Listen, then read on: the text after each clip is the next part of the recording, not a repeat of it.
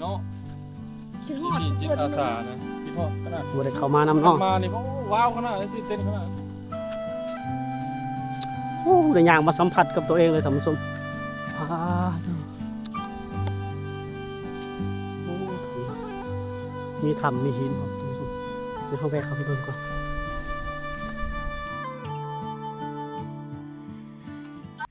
นี่ตอนนี้เราเดินทางมาฮอดบ้านนาเมืองลับแลยับลงมาบ้านกระตึบ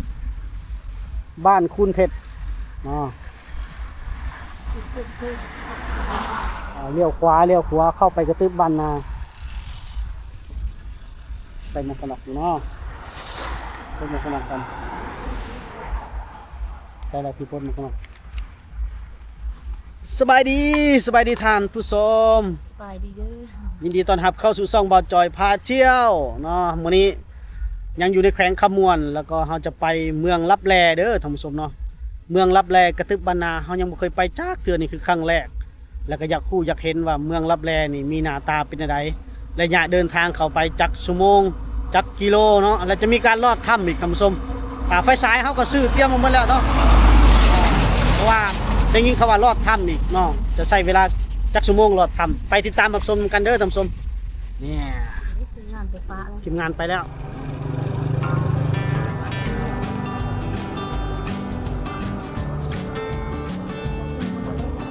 โอ้หนาฝนก็ต้องตกเลยต้องว่าลืมเบิ่งอ่านป้ายเมื่อกี้ลืมเบิ่งป้ายอยู่ที่มานก็เขียนใส่อยู่เลย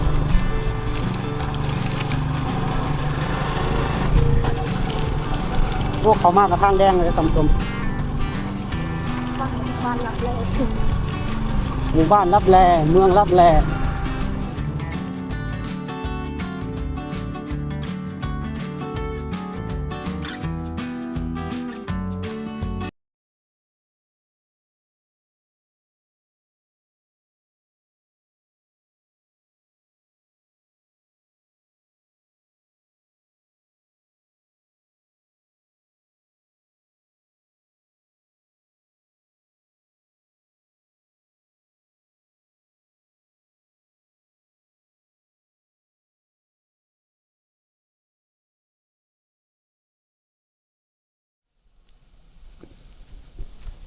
บ่จอยขับรถมาระยะหนึ่งเห็นพี่น้องเพิ่นมาตึกสะดุ้งนี่มันบ่แม่เฒ่าฝนตกบ่เมื่อคืนนี้ โต๊ะ โอ้แม่อยู่บ้านยังนี่เคินบ้านยัง อันนี้แหละไก่กระแตบมาแล้ว โดยเบิ่งเพิ่นกำลังยกโอ้บ่ถึงเนาะรุ่น บ่ได้ อันนี้ ได้ กายกระแทบมาเนาะเคินเนาะ ไก่กระแตบมาแล้วอันนี้ นี่เข้าบ้านยัง เข้าไปบ้านนั่นทางเมืองรับแลพุ่นล่ะ โดยยังไกลบ่แม่ ไก่เติบอยู่ โดยนี่พอเพิ่นมาหาอยู่หากินท่านผู้ชมนี่ปลาเขาเจ้านี่ปลาไม่เท่านี่เนาะ เออ ปลาอย่างนี้เขาเอิ้นปลานี่ เขาเอิ้นปลาขาวป ปลา ลาซิวเข้า ปลาซิวปลาขาวเนาะ ปลาขาวนั่นนี่กัน อะไร นี่ เป็นน้ำลูกเขามานี่บ่จังบ่ถึกเนาะเนาะโอ้ต้องพูดกระตึกเด้ท่านผู้ชมโอ้ง่ายแล้วบ่บัดนี้ ยายไปก้อนแม่พุ่นแล้ว โดยทั้งพุ่นก็มี เล่าแล้วลุง ทั้งพุ่นก็มีท่านผู้ชมเฮาเข้าไปบ้านกระตึกบ้านนาเนี่ยเนาะเมืองลับแลท่านผู้ชมมีหยังตามทางเฮาก็สิเก็บให้เบิ่งเนาะสิเก็บให้เบิ่งให้ชมนํกันท่านผู้ชมวิถีชีวิตว่าซั่นซะเนาะตามเส้นทางของเขาเจ้าไปเบิ่งทางนี้ก่อนเห็นแม่เพิ่นย่อยโอ้อยู่หันอยู่หน้าน้ำเด้ทางนี้เพิ่นก็มาตึกคือกันท่านผู้ชม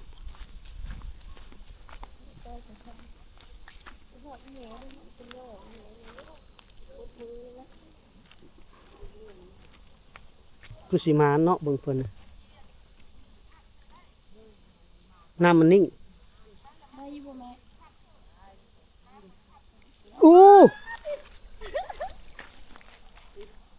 บาทละกำเลย บาทละกำเลย ว่าถึงไทยเอง โอ้ปลาลุเล่เอาบ่ปลาละปลารส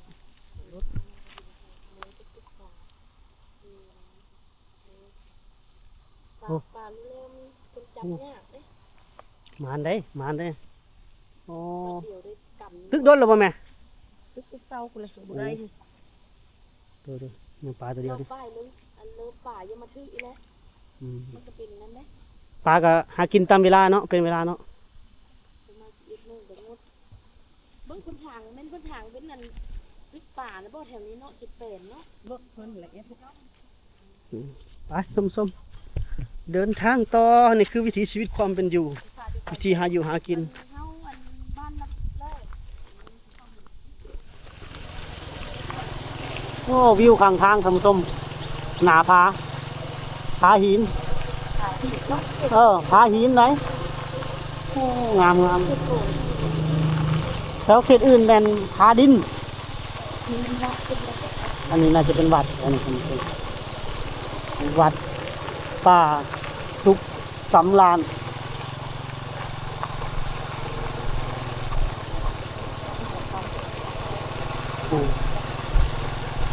ภูทางหนา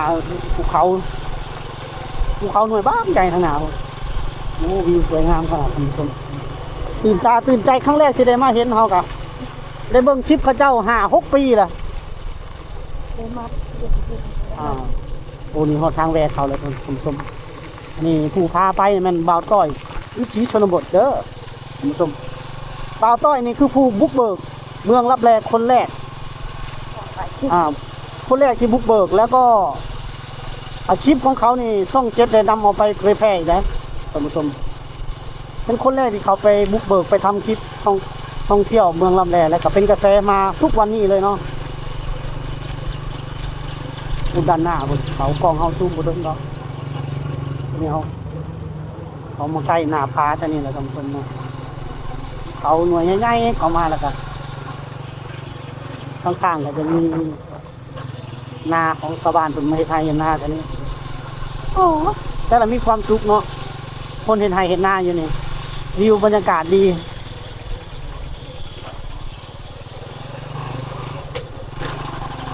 โอ้ขาดเยอะหมดแล้ว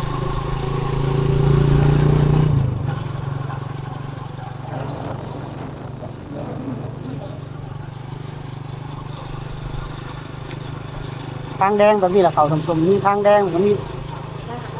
ทางต้มทางนี้คือทางไปหน้านี่แหละสม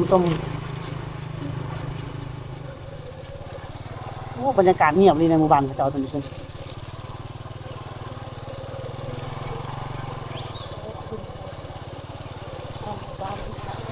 โอ้เงียบสงบขนาดจากบ้านยังเด้อเลยต้นข้าวบ่งบอกว่าต้นข้าวแบบนี้แสดงว่าหมู่บ้านนี้ต้องมีอายุหลายปี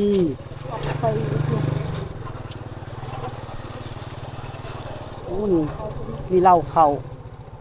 มียุงมีข้าวมีคอกงัวคอกควายตอนแรงๆจะดูโอ้บรรยากาศดีขนาดนั้น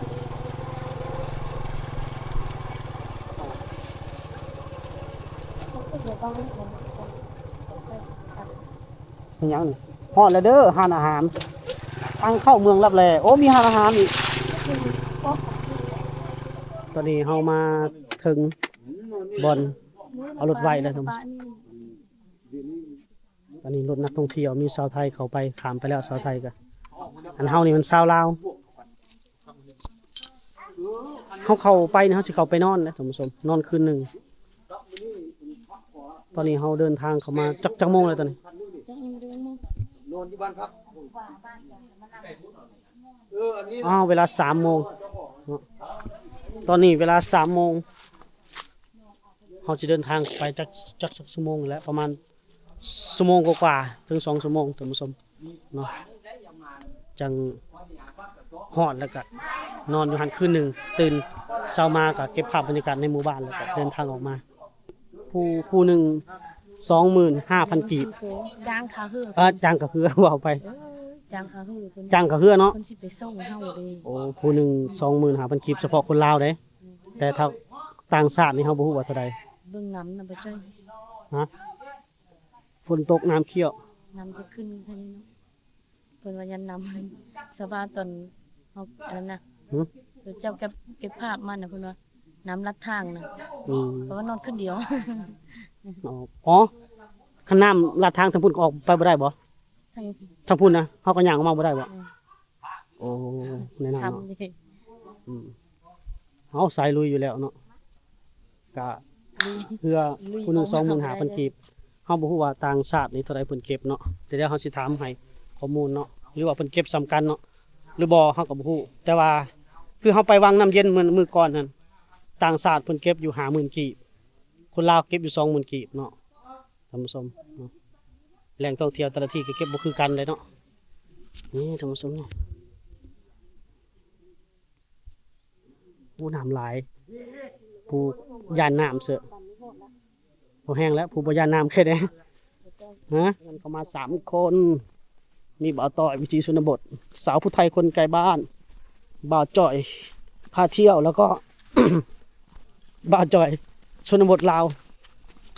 คนผู้เดียวไป2 ซ่อง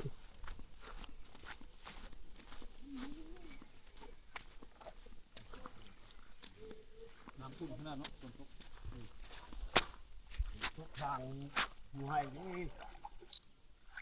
เขาเฮ็ดทางเขาปิดทางเลยเนาะ ทางผู้ให้มันที่ทางไม่โอ้เรือใหญ่เรืองามขนาด25,000กีบเนาะพ่อเฒ่าเนาะผ้าขาม25,000กีบเนาะว่าผ้าขามนี่25,000กีบเนาะ บัตรต่างชาติเด้พ่อเฒ่า ฮะ ต่างชาติฝรั่งนี่ก็เก็บสำคัญบ่หรือว่าเก็บราคาหนึงอีก ต่างชาติกะไทยฝรั่ง โดย 35,000กีบ โอ้ก็บ่ได้ลื่นกันหลายเนาะ ที่เพิ่นกีบ โดยบ่ได้ลื่นกันหลาย ขึ้นเลย ลื่นกัน เฮานี่คือเจ้าเกียรติคิดไปหั่น โดย หน้าสัมปทาน ขึ้นเลยบ่นี่ โอ้มีคนสัมปทานเนี่ยเนาะ มีนายบ้านนั่นนี่ โดย ไม่เห็นนี่อีกแล้ว เงินนี่ก็ยุบแล้วโหน ไปเจ้าอย่างเพื่อนเจ้าจะเข้าไปเบิ่งบรรณานะทางไทย ยับเข้าไปอีก นับไปที่เจ้า นั่นก็อย่าว่าคอยจะ เข้าหัวเราจะเบิ่งเจ้าบุญญาได้แบบเพื่อนน่ะเพราะว่าโตมแล้วก็ รุ่นนี้ คนน่ะ รุ่นนี้บ่ย่านเปื้อนรุ่นนี้ลุยอย่างเดียว ลุยเลย บ่ต้องหัวตีดินทะเลครับผมมันเปื้อนล้างนะ โอ้มือหันกะค่อยไปอันมันกับฟาดมัดสองตีนลงกันแล้วเกือบเอวหักเลย โอ้ เกือบเอวหักพี่น้อง เย็บเลยทลากอ่ะ แนวทางควายเนาะ ทางควายทางรถไถ เสียดายอันแทนพี่ๆจิตอาสาบ่ได้ไปเนาะ เอาตอนนี้เราได้เห็นแล้ว เฮาก็ว่าสิกลับแหละท่านผู้ชมเอ้ยก็ว่าสิกลับคือกันบ่จอยก็ สิกลับแล้วก็เต้นใจอีก เปลี่ยนใจเข้ามาเกือบบ่ได้ไปเกือบบุญบ่ เต้น ถึง มาแล้วเด้พ่อจ้อยเขาต้องได้ไปแล้วเนาะตั้งใจว่าสิไปเด้เขาให้ตั้งใจว่าสิไปต้นรับแรกแล้วจะมาพ่อจ้อยไล่กันไปมาก เอาเสื้อผ้าไปเปลี่ยนคนละ พากัน 2 ชุดได้นั่งเรือไปแล้ว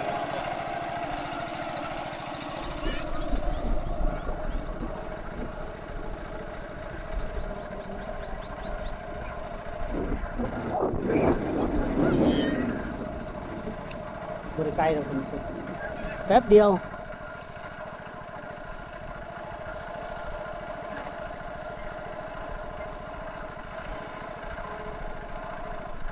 มืดฝนเนาะ มืดฝน น้ำขึ้นเนาะ น้ำเพิ่นขึ้น ฝนตกเมื่อคืนนี่มันเนาะ โอ้จักเพื่อพวกเต่าเพิ่นก็นิ่มเนาะ จักเพื่อเพิ่นจัก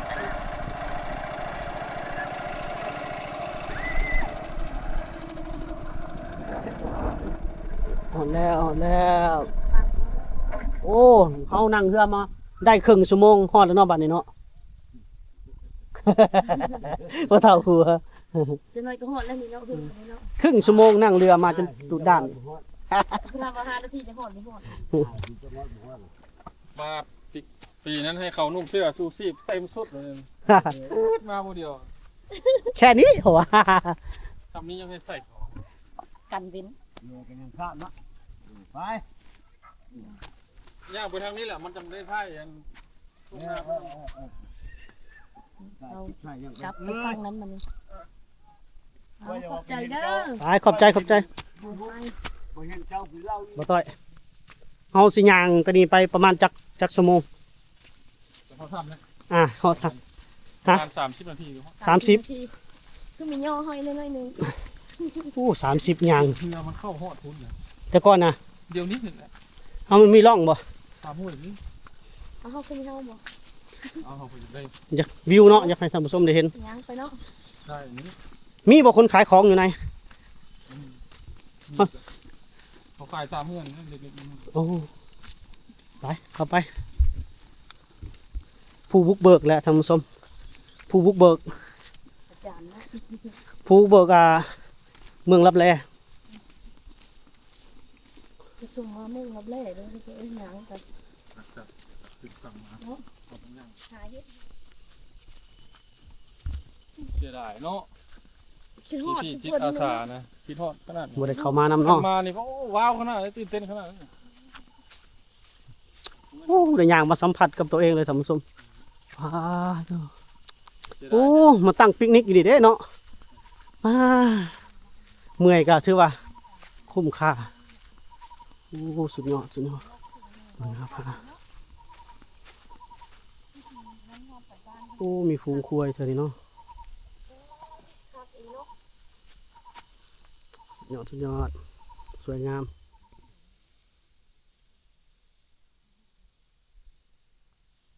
โอ้สวยงามขนาดภูหินปูนทางเขาเมืองลับแล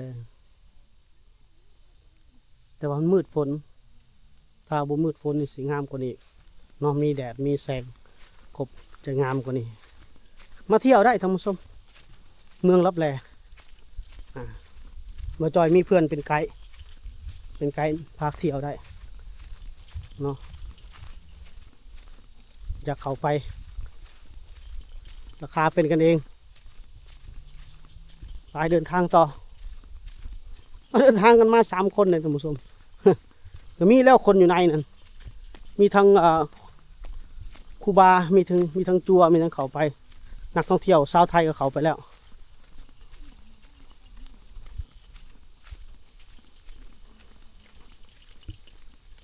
งูอ่ะโอ้ยงูอ่ะต้องเป็นตะแพงแท้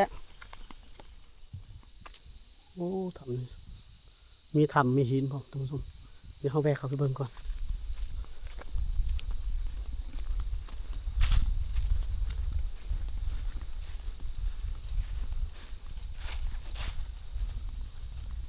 น่าจะมีพวกสัตว์สัตว์ป่าเขาไปนอนตามหลืบหินกันโอ้เกี่ยงเลยท่านผู้ชมแบบมันหนาดินมันเกี่ยงนะขอเข้าไปหน่อยเด้อ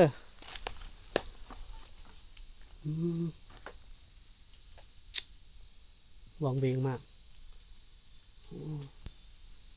วังเวงหลาย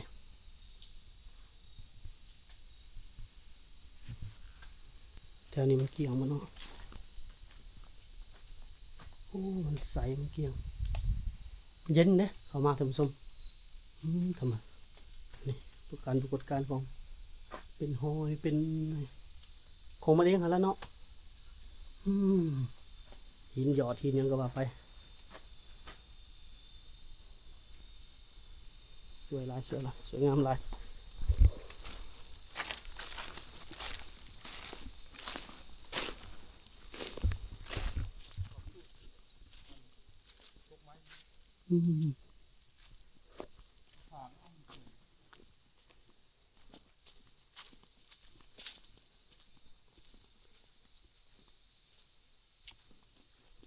อยู่แบบนี้พวกเหม็นพวกเห็นพว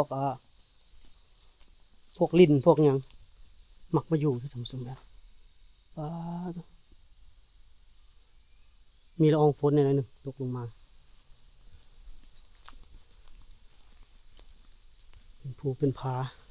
นี่คือเส้นทางก่อนชอกสีฮอดทางปากถ้ำเขาเมืองลับแล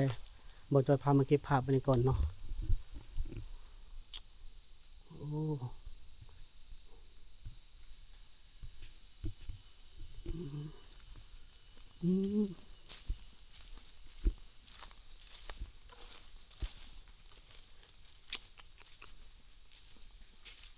อายุ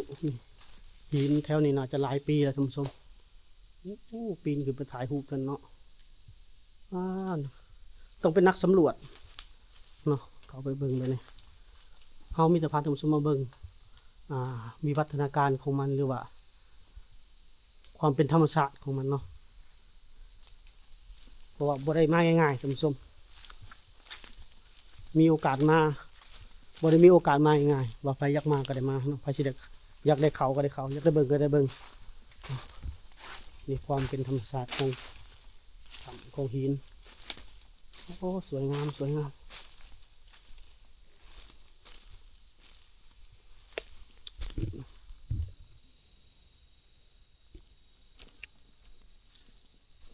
แถวนี้เป็นหินแล้วก็มีต้นไม้ต้นไม้ใหญ่ท่านผู้ชมโอ้หนาผาถึงข้างหลายเลยนักท่องเที่ยวแบบต่างชาติบ่เป็นฝรั่งบ่แห้งเหมาะแก่การมาปีน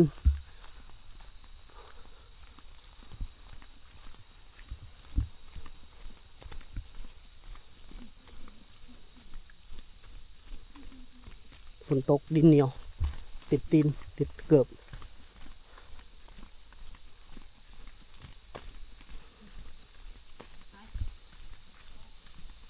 ทีมงานพักผ่อนเมื่อยบ่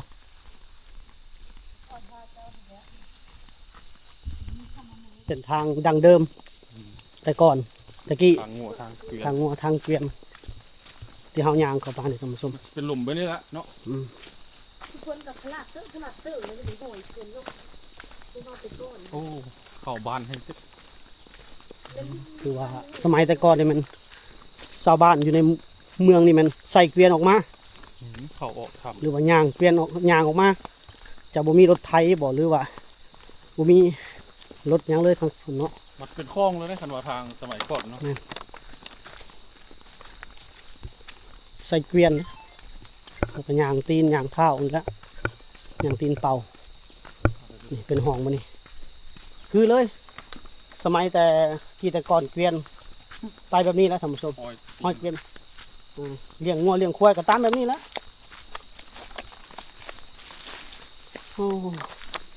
แค่เส้นทางนี่ก็แห้งแล้วท่านผู้ชมเขาหู้แล้วว่ามันเป็นดังเดิมเศษขยะนี่มาจาก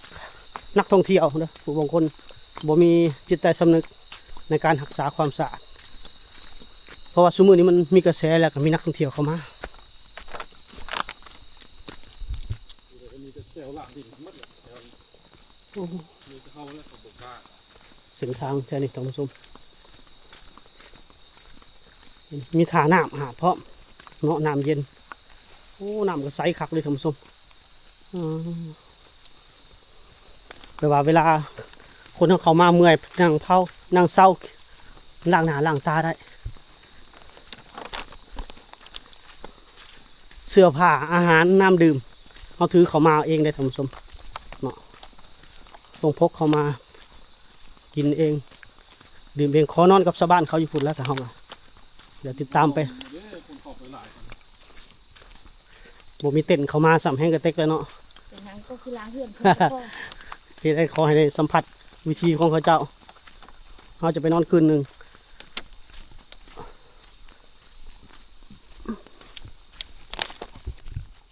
ตอนนี้เขาย่างมา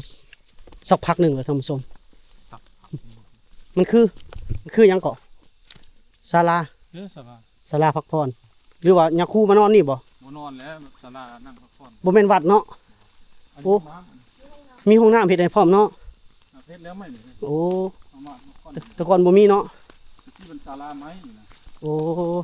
สร้างมายูพระลงสร้างป่ามาเด้ สร้างปลาเขามา มาเพศาลาไม้กับเจ้าละม้างเลยเฮ็ดไม่เลย โอ้มางมาเห็ดแบบนี้เลยเนาะไปเนาะ นี่เลยโอ้งามเนาะ งามเนาะวันนี้เนาะสวยสวยงามคืนเบาแล้วท่านผู้ชมศาลาพักเลยเถอะพักพรเนาะแต่ก่อนมีสร้างป่าแต่ก่อนเป็นศาลาไม้มีสร้างป่า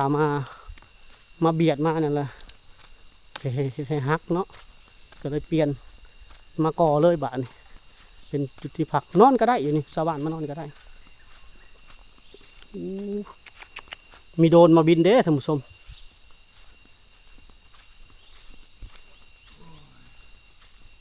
หน้าผาสวยงามเลยได้โดนมาบินเท่านี้คือสิคักเนาะโอ้บรรยากาศเย็นดีขนาดท่านผู้ชมอากาศสดชื่นโตคักเลยจุดพักอู้อยู่หันมีถ้ำบ่โอ้ถ้ำที่นี่ที่เฮาสิได้เข้าไปเนาะ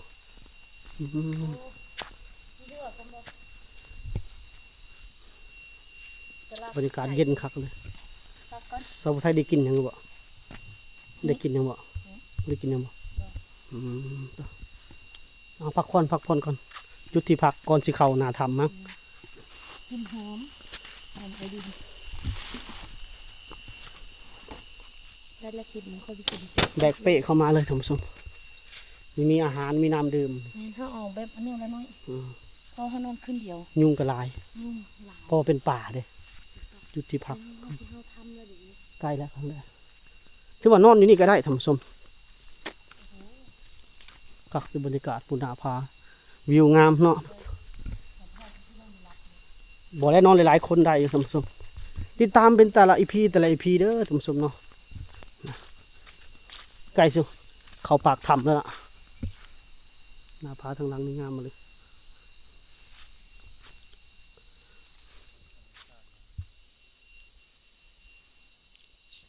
เฮาตอนเราขามมาจากโมงก็